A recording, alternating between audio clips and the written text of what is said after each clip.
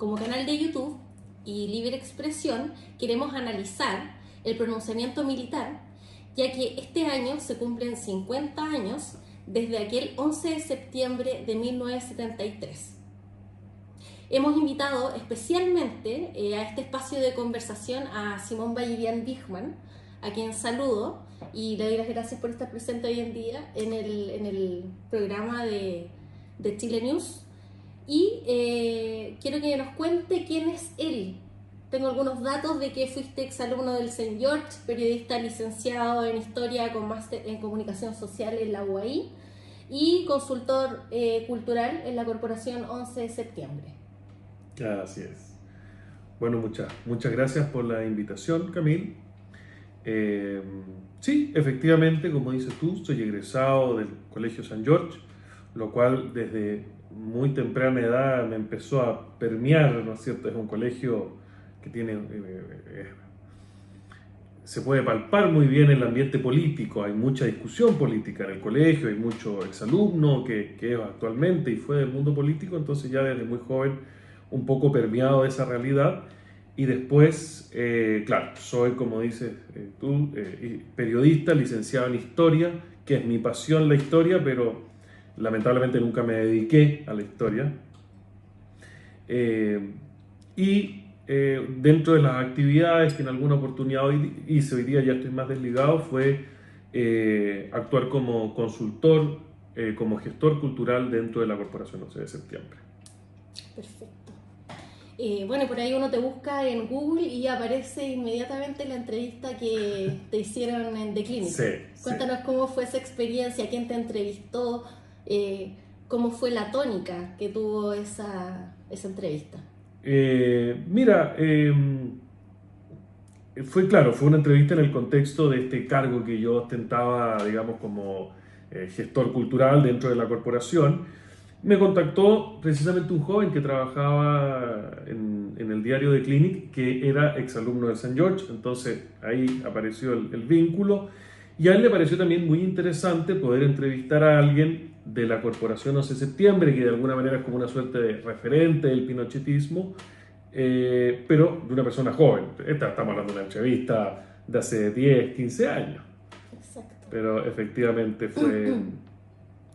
Y esa entrevista, fundamentalmente, él me preguntaba un poco lo que hoy día nos volvemos a preguntar, ¿no es cierto? Celebrándose ya el 50º aniversario de lo que fue el pronunciamiento militar, cómo él, o sea, como yo, ¿no es cierto?, consideraba en esta posición de joven, con otra lectura, cómo vive nuestra generación todo lo que fue esta época del gobierno militar y lo que vino antes también, lo que viene después y lo que vino antes, porque existe esta frase que es muy cierta, que uno la escucha a veces, no hubiese habido un Pinochet sin un Allende, ¿no es cierto? Así que eso, yo además contextualizo, yo soy modelo 86, así que claro, conozco, estudié la materia, me ha apasionado siempre lo que fue el gobierno militar y su legado, pero efectivamente yo vengo de una generación, como digo, yo el único recuerdo que tengo de Pinochet era cuando ya era comandante en jefe o senador designado y se paseaban los Mercedes celestes. Uno no vivió esa experiencia, pero sin duda uno es hijo de toda esa experiencia. Y mi generación somos los que tuvimos que... a nosotros se nos entregó este país post-Guerra Fría, si uno lo quiere decir, porque también se nos olvida entender de que todo esto está... claro, no es solo el contexto de lo que fue la Unidad Popular, sino que hay un contexto de Guerra Fría. Y nosotros somos los herederos de ese mundo, ¿no es cierto? Los que hoy día tenemos entre 30 40 años, somos la fuerza laboral pujante que se nos heredó este país súper capitalista, súper aquí, para bien o para mal. Entonces, tenemos, yo creo, una mirada y finalmente somos los que tenemos que decir, ¿no es cierto? Pero ahora yo quiero interrumpirte un poquito y partir con este tema. En tu opinión, ¿te merecía de carácter urgente la intervención por parte de las Fuerzas Armadas y de orden público en el año 73 en Chile? O sea, yo creo, con todo respeto, Camil, pero yo entiendo que haces la pregunta, pero creo que es una pregunta absurda y obvia. O sea, a mi juicio no puede haber ninguna persona honesta en este país, y te lo digo así, enfático, no puede haber ninguna persona decente en este país que pueda cuestionar la necesidad de un pronunciamiento militar. Yo siempre he dicho que me parece totalmente debatible los extremos o no a los que pudo haber llegado el gobierno militar, si fue necesario, el tiempo que estuvo, todo. Pero cuando tú tienes al propio Poder Judicial, cuando tú tienes al propio Parlamento activo en ese minuto, cuando existen los registros, y no fue hace tanto tiempo, existen los registros audiovisuales de Frei Padre, que hoy día su propio hijo se desentiende, de Elwin, que hoy día toda la democracia cristiana se desentiende, ellos solicitaron la intervención del ejército y no la solicitaron de capricho, porque hay que, además, si algo lindo de toda esta tragedia, porque hay que dejarlo en claro, el pronunciamiento es una tragedia, pero algo hermoso que fue todo en el marco constitucional, y el Congreso solicitó dentro del marco constitucional lo que era considerado una parte de las labores del ejército. Entonces, hoy día tú me preguntas, ¿crees necesario? O sea, lo creo, lo creyeron las autoridades del minuto.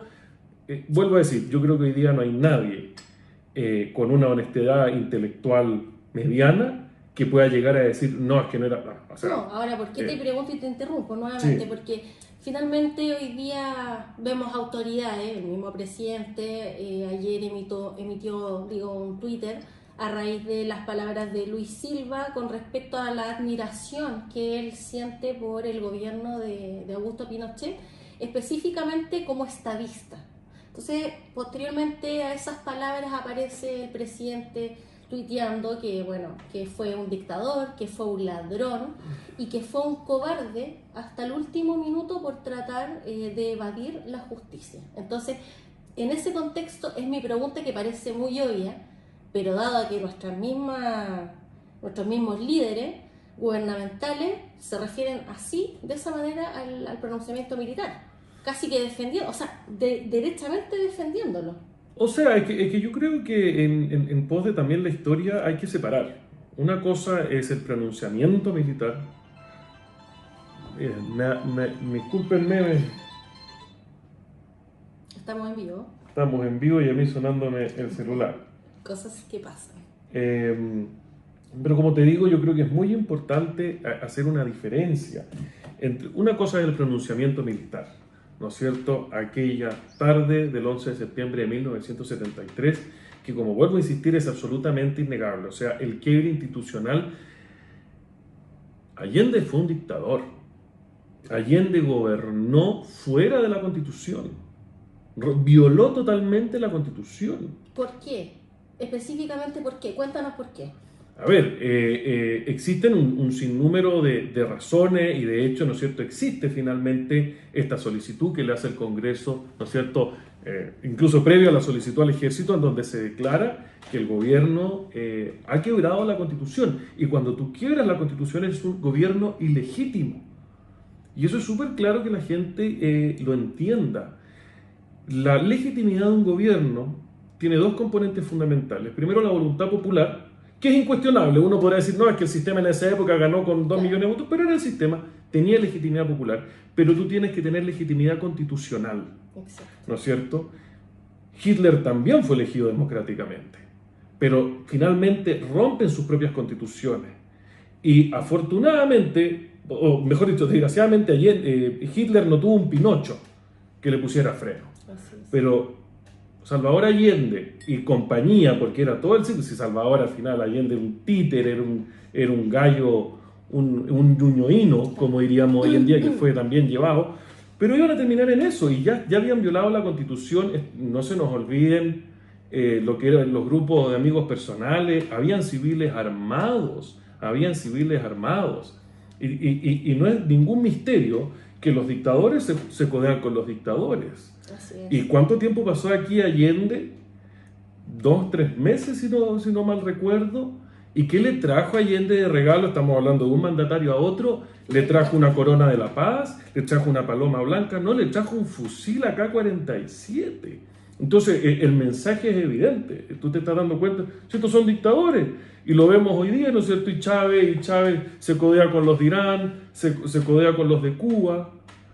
Entonces, es evidente que esto era una dictadura. Entonces, vuelvo a lo tuyo, pronunciamiento militar. Después está el gobierno militar, que tiene su periodo de duración, y finalmente este gobierno militar ya se reduce en la figura de Pinochet.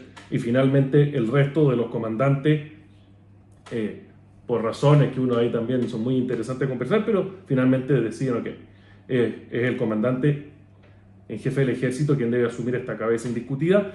Y ya Pinochet deja de ser meramente este general de la dictadura y pasa a ser un presidente, pasa a ser una figura política, sobre todo después del primer plebiscito. Y en pos de la justicia uno puede cuestionar muchas cosas. A mí me parece muy legítimo, y uno podrá decir si era necesario que el gobierno militar y Pinochet como su cabeza se quedaran el tiempo que se quedaron.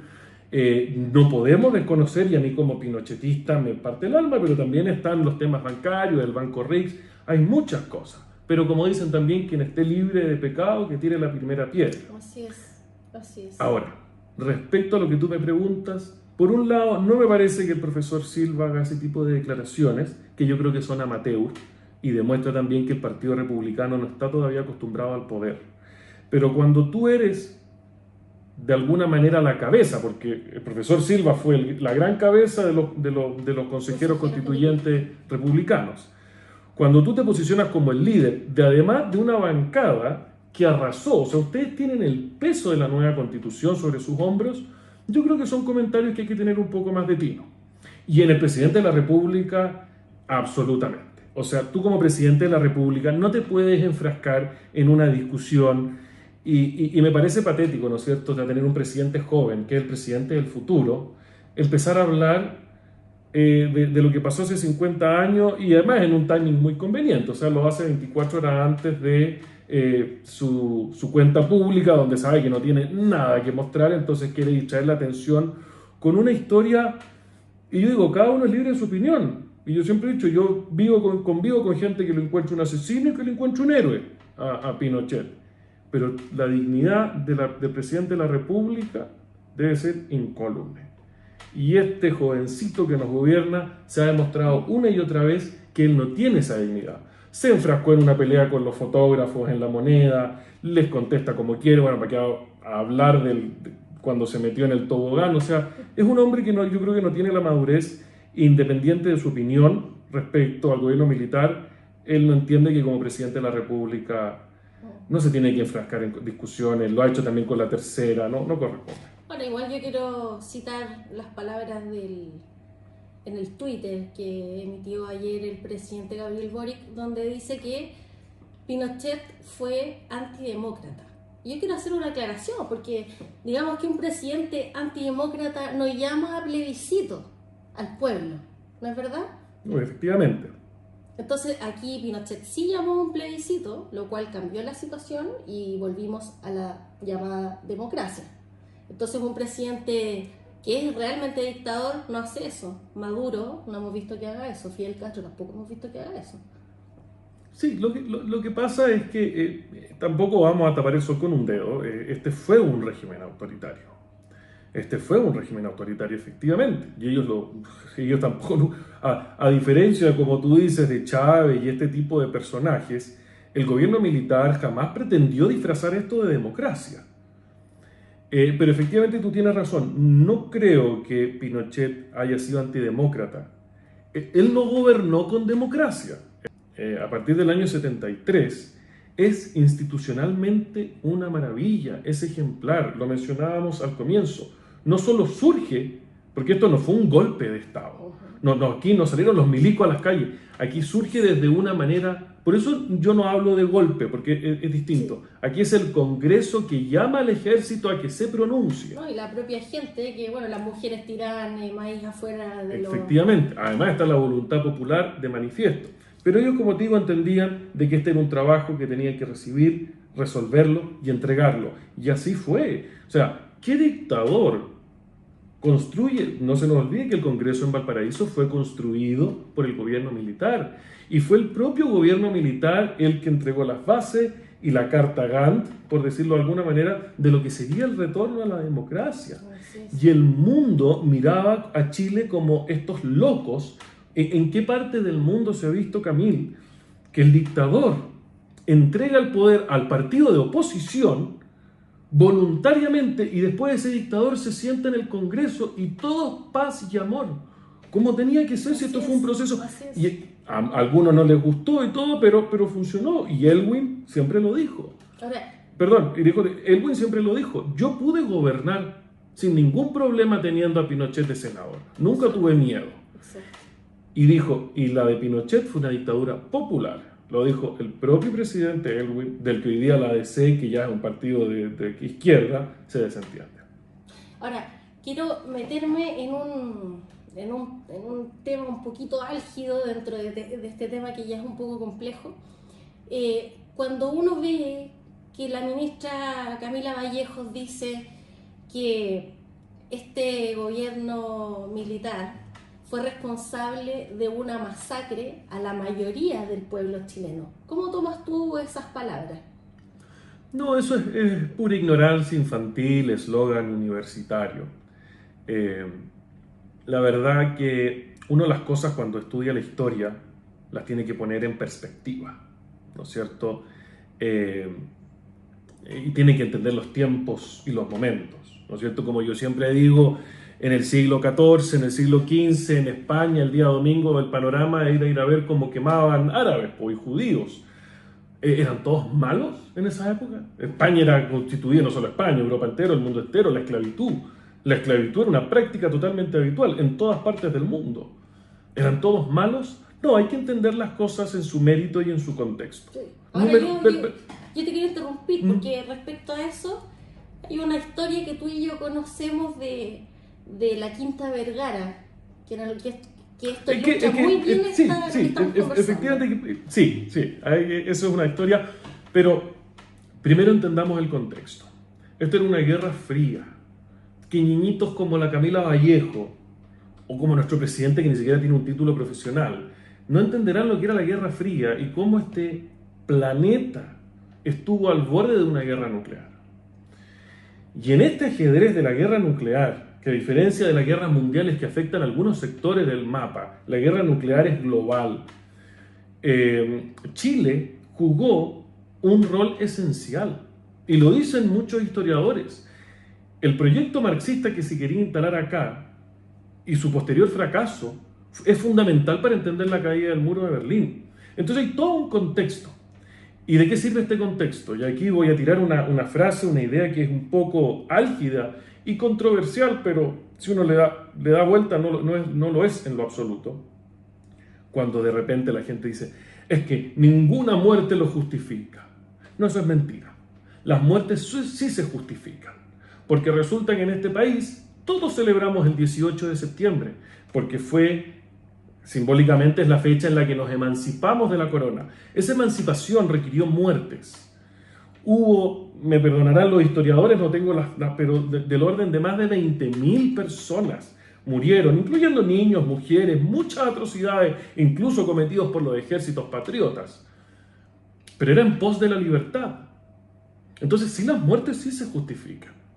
O no vamos a justificar las muertes de los miles de europeos, de norteamericanos que murieron para salvarnos de lo que hubiera sido un mundo nazi, por ejemplo. Las muertes sí se justifican en pos de lo que tú estás defendiendo. Y en ese contexto, tú dices sí. O sea, me estás hablando de que aquí el desafío era librar a Chile de una dictadura comunista, que se ha demostrado sin excepción a lo largo de la historia que solo producen miseria y hambruna. Entonces sí, las muertes son justificadas. Ahora también hay una cosa matemática, ¿no? ¿Hasta qué punto justificas? Porque si tú hubieses dicho, no, mira, nos libramos del comunismo, pero el gobierno militar mató a 3 millones de personas. No, tal vez. Entonces, pero eso también hay que medirlo, y la historia es un arte científico, es un arte científico, porque tú tienes que medir, o sea, ya, 3.000 muertos. Esa fue la cifra. Comparemos con la dictadura argentina, ¿no es cierto? No, particularmente con el comunismo. ¿Cuántas personas han matado el comunismo? Bueno, o sea, ¿para qué hablan del comunismo? Pero historia. no, el comunismo es responsable de 200 millones de muertes. El comunismo probablemente ha matado más gente que el SIDA. Con eso te lo digo todo. Pero insisto, o sea, incluso uno pone la dictadura, cualquiera que tú quieras, en cualquier parte del mundo, aquí lo que se mató fue muy poco. Y la gente tiene que entender que las guerras son fundamentales. O sea, nuestras sociedades en todas partes del mundo se han construido a partir de guerras. Y las libertades que hoy día tenemos se construyeron a partir de guerras. Y la Revolución Francesa, que fue el gatillador de la libertad que hoy día todos gozamos, no se nos olvide que esa Revolución Francesa corrieron las cabezas, como dicen, y mataron a todos. O sea, el libro negro de la Revolución Francesa, cómo mataron a miles de niños, porque aquí murieron todos los nobles, de todos los sexos y de todas las edades. Y sin embargo, hoy día lo reconocemos como algo importante en la historia. Entonces, es muy delicado, sin perder el respeto a quienes sufrieron, ¿no? O sea, yo siempre digo, hay que respetar y entender a quien hoy día tiene un padre que murió, una madre que murió, pero también hay que entender las cosas. Estábamos en una situación de guerra.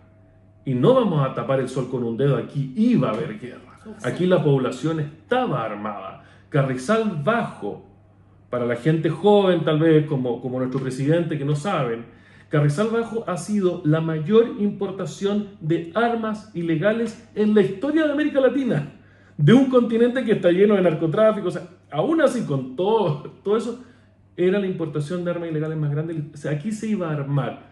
Y esta cuestión, Camil, sigue, o sea, imagínate un pueblo armado. Aquí hemos sido, oye, como están hoy día Sudán del Sur, como está en el Congo, países en permanente, hubiésemos sido un estado fallido. Y hoy día tal vez no tendríamos esos 3.000 muertos de la dictadura, pero tendríamos niños muriéndose de hambre, como en Venezuela, que se mueren todos los días. Entonces, es difícil a veces hacer esas, valió la pena, no valió la pena, hasta qué punto se justificaba. Esa frase infame, pero que es cierta, para hacer la tortilla hay que quebrar los huevos. Así es. Pasa. Ahora, por favor, retrocedamos y cuéntame la historia que tú la anécdota, esa anécdota que quieres. Y que no la saben muchos, ¿ah? No la saben muchos. También hay que entender, porque hay otro tema importante, que es el tema de las violaciones a los derechos humanos, que yo creo que hay que separarlo de las muertes, porque hay un contexto de guerra. Y cuando tú estás armado, como el Frente Patriótico Manuel Rodríguez, y tú te estás preparando, y ¿sabes qué? En su libertad, ellos también tenían derecho a oponerse al gobierno militar, si quieres ser bien así liberal. Pero cuando tú juegas con fuego, te quemas. O sea, si yo quiero crear una milicia rebelde, ir contra el gobierno y me preparo y me matan, eso no es, eso no es violación a los derechos humanos. Distintos son las torturas, los aprisionamientos injustos y muchos apremios tal vez excesivos, etcétera, etcétera. Pero efectivamente, como dices tú, hay una historia que nosotros conocemos de un personaje de la DINA, que yo conozco personalmente, pero su nombre no es relevante en el caso.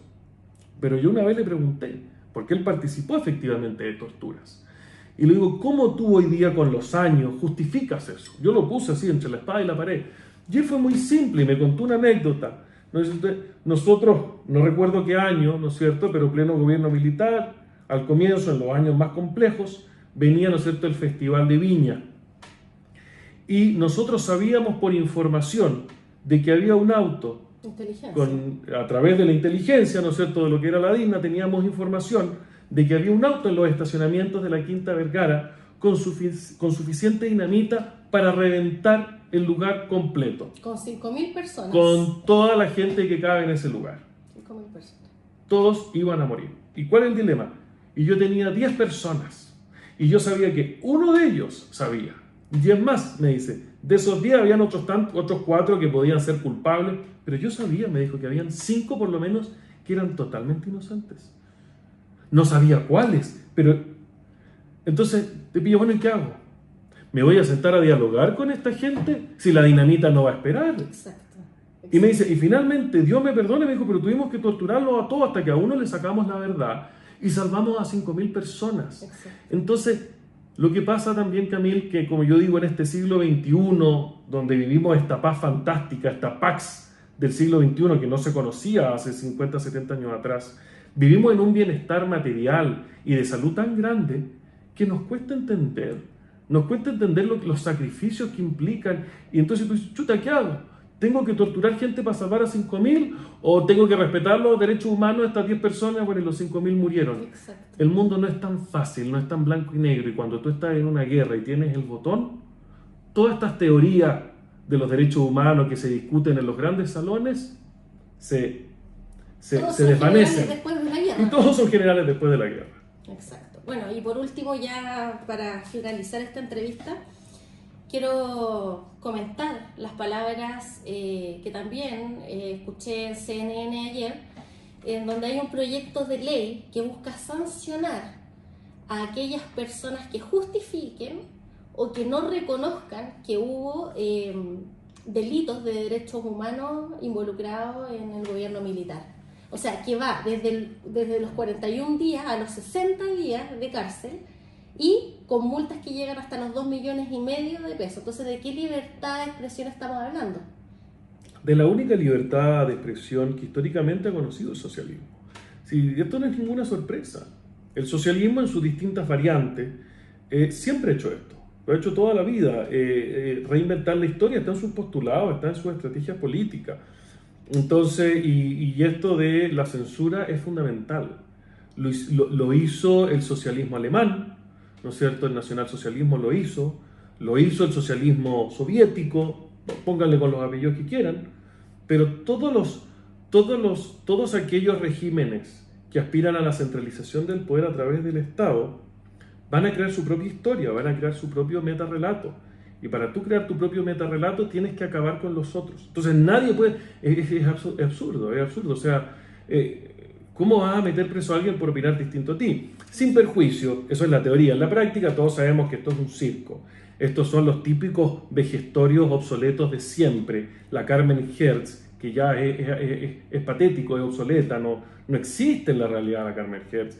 Y toda esta seguidilla de vejete, que saben que esta ley nunca se va a aprobar, pero con esto mantienen vivo su espíritu, sí.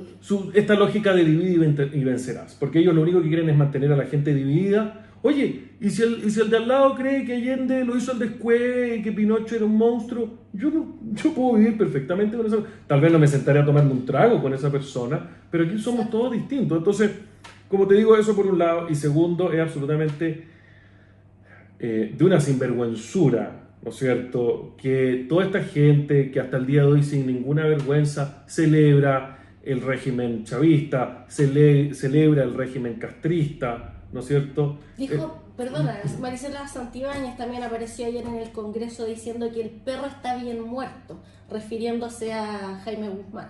Lo comentó en una entrevista hace muchos años, pero es que gente, por eso te digo, o sea...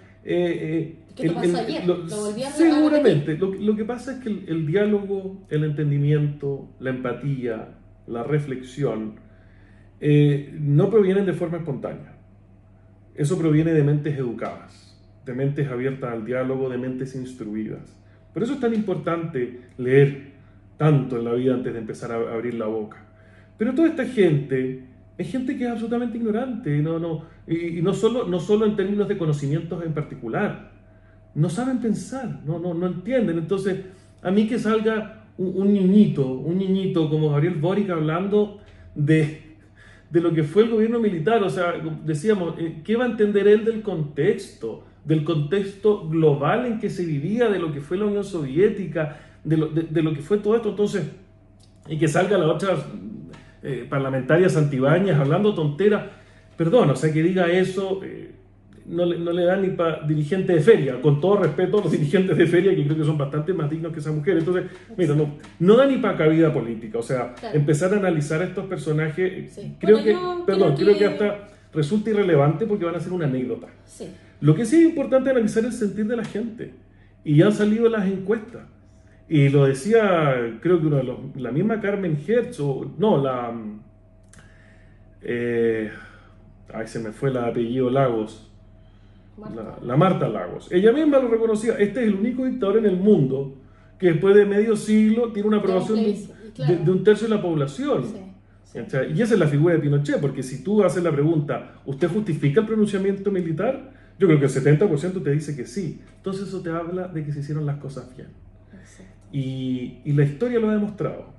Lo intentaron los nazis, lo intentaron los chinos, lo intentaron los soviéticos. La historia no se puede borrar. No importa cuántas leyes mordazas, no importa cuántas fotos truques, no importa cuántos museos de la memoria inventes, la historia es una y va a quedar. Y la gente no es tonta. La izquierda siempre ha pensado que la gente es tonta y se equivoca. Y se está demostrando que la gente entiende. Y permíteme terminar con esta reflexión, que yo creo que también la gente cuando no aprueba el gobierno militar, hay una reflexión profunda que una vez me invitaron a una reunión, también en una conmemoración al 11 de septiembre, me invitaron oficiales en retiro de la Armada, y les di una pequeña reflexión, y les dije, aquí no estamos celebrando el 11 de septiembre, aquí estamos conmemorando. La palabra conmemorar significa hacer memoria en comunidad. Y nosotros nos tenemos que reunir a hacer memoria de esto. Y no celebrarlo. Y lo dije ahí, y de hecho hubo un par de generales ya retirados, hombres mayores que vivieron en carne propia todo esto, que se les soltaron las lágrimas y me abrazaron al final. Porque en mi reflexión yo dije, aquí no hay ningún soldado bien nacido que le genere orgullo lo que tuvieron que hacer en el 73. Ningún patriota bien nacido, ningún chileno va a celebrar tener que levantar armas contra sus propios connacionales, porque muy zurdos habrán sido, pero son chilenos. Y para un soldado levantar armas contra su propio pueblo no es motivo de celebración. Y entonces yo entiendo también porque hay un rechazo, porque en esencia, si me pregunta a mí, yo también lo rechazo. Ojalá no hubiese existido todo esto. Y yo creo que no hay ningún soldado bien nacido que no piense lo mismo. Ojalá no hubiésemos tenido que hacer esto. Y yo te puedo asegurar que el general Pinochet tampoco. Él hubiese sido muy feliz haciendo la pega que tenía que hacer, ser general, haberse retirado y haber pasado su año de felicidad. Y se tuvieron que hacer cargo del entuerto. Y se tuvieron que hacer cargo del entuerto, y con esta reflexión además termino, no solo por culpa de Allende, sino por culpa de una élite política absolutamente irresponsable, partiendo por la derecha y el centro, que no fueron capaces de conducir la gobernabilidad del país. Y hoy día estamos en el mismo escenario. Un Chile vamos de una irresponsabilidad, de una ingenuidad absoluta.